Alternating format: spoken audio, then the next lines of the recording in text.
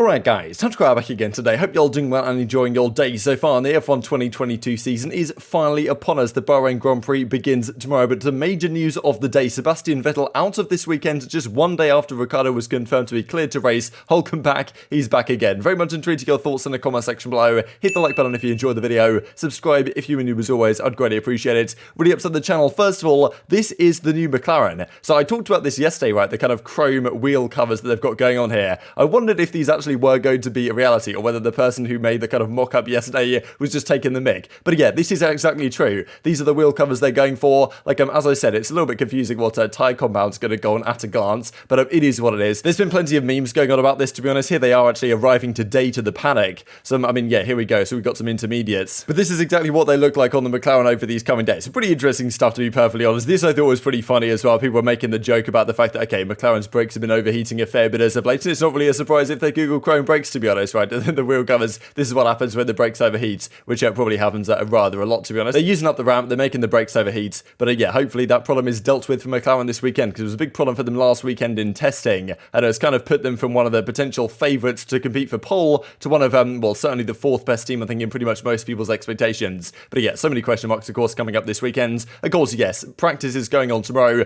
Firstly, just to mention this, because it seems like the Alpine, the colour scheme is just absolutely abysmal. I don't know, I don't like it. Maybe you guys do, but these gills are kind of nice, I suppose. But anyway, basically the side pod last week at the test looked like this. Now this is what it looks like in the race. So it's somewhat of a different shape. Reminds me a little bit, this one, of kind of what Red Bull have got going on, to be honest. So maybe, well, obviously all teams are trying to perfect their aero, which Red Bull seem to be really the only team, or the first team, to get a proper handle on it last weekend. So maybe Alpine will give it a good go as well, because they've kind of been a team that's probably the most variable in people's power rankings going into the season, where Alpine are actually going to, well, find themselves this year. But yeah, definitely in terms of liveries, they're way down the list, at least for me. Let's talk about this then. So Aston Martin confirmed earlier today Sebastian Vettel has tested positive for COVID and will therefore not be taking part in the 2022 Bahrain Grand Prix. Last weekend, Riccardo had it, and we'll have a look at a picture of them together actually in just a second here, which maybe they got it from each other, who knows. But still, Riccardo had it last weekend. He's, well, thankfully, better last weekend than this. I'm pretty sure he said in a tweet or something that, well, it now means that he's okay to compete this weekend.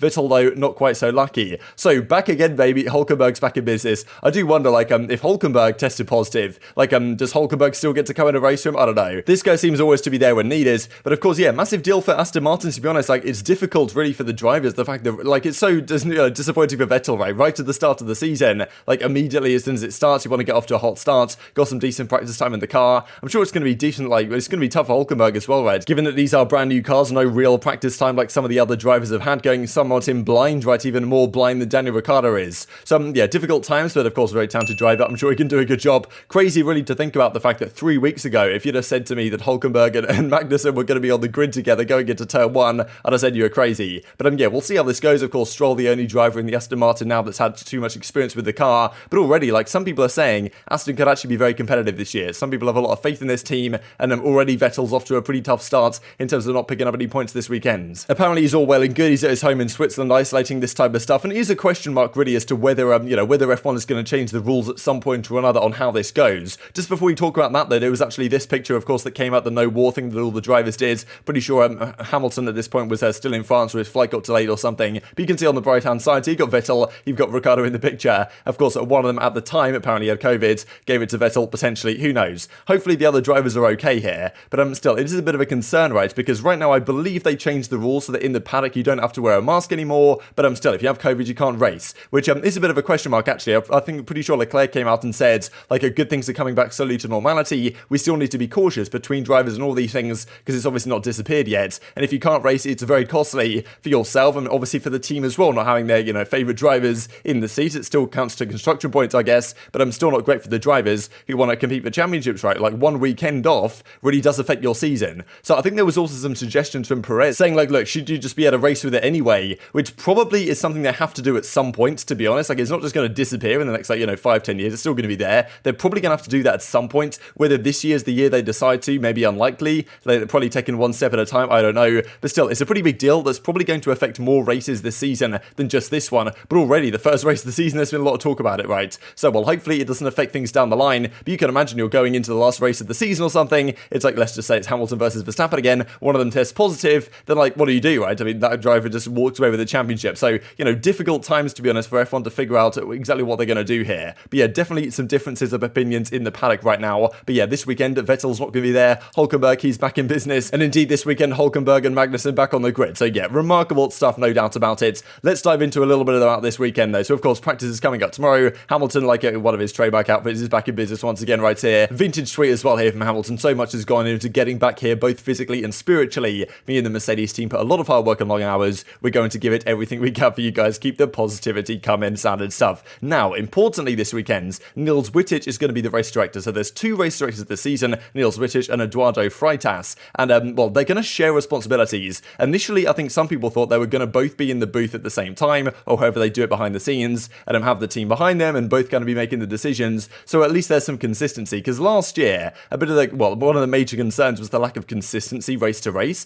that theoretically having like 2 people should, I guess, make that better if they're both like kind of talking about the decisions at the same time. The problem is, on that regard, is that they're going to be like interchanging effectively between race directors per race. So this does mean that the inconsistency problem is probably not going to go away, right? Because the race directors like Wittich and Freitas are definitely going to have their own interpretations on what is allowed, what's not allowed. Like, you know, it's unlikely to be exactly parallel what they think. And even then, like, some people's decision making, even within their own values and ideas, isn't always exactly consistent, as we saw last year, with Massey. So anyway, what this means is with Wittich and the new guys coming in, really, they have a much harder line policy on where the track limits exist. So this was stated, well, the white line defines the track edge. So, I mean, yeah, both these guys, I think, are very keen, especially in like qualifying practice, this type of stuff, that lap times are not going to count if you go outside of the track limits. So they describe the DRS detection zones right here on where the zones are on the track, and then track limits. In accordance with the provisions of Article 33.3, the white lines define the track edges. So yeah, that's going to be very heavily enforced, I'm sure, by these new guys. There was a bit of inconsistency on that last year, so I guess that's a positive thing, to be honest. But yeah, we're going to see a lot of lap times getting taken away, I'm sure, this coming weekend. And that's a pretty big deal, right? Especially in Sector 1 at Bahrain, when, well, there's plenty of occasions you could go outside the track limits, even towards the final corner as well, that, well, could mean an awful lot, especially going into Q3 and stuff like this, when, well, sometimes last year, things weren't necessarily dealt with as you might expect them to be. This also, just looking at the Mercedes real quick, thought it was quite remarkable. There was also some talk about the kind of the high winds in Bahrain at the moment, which might not be so ideal for a design like this the Mercedes have gone for. So I guess theoretically, like, the idea of the cooling might not be great, and also the wind's potential issues, like, well, potentially means that this is one of the worst tracks the Mercedes could have for this car. So I guess if anything, that could be good for them in the sense they get to figure out like how well this car operates in potentially the worst conditions possible. This I thought was pretty crazy, actually, how this looks off the actual car. So they just had it kind of standing around in the paddock. Of course, the team's getting everything ready to go for tomorrow. But yeah, will this car actually perform? Pretty sure one of the lead engineers from Mercedes was saying that he agrees with Lewis. You'd expect him to, right? He's on the same team, saying that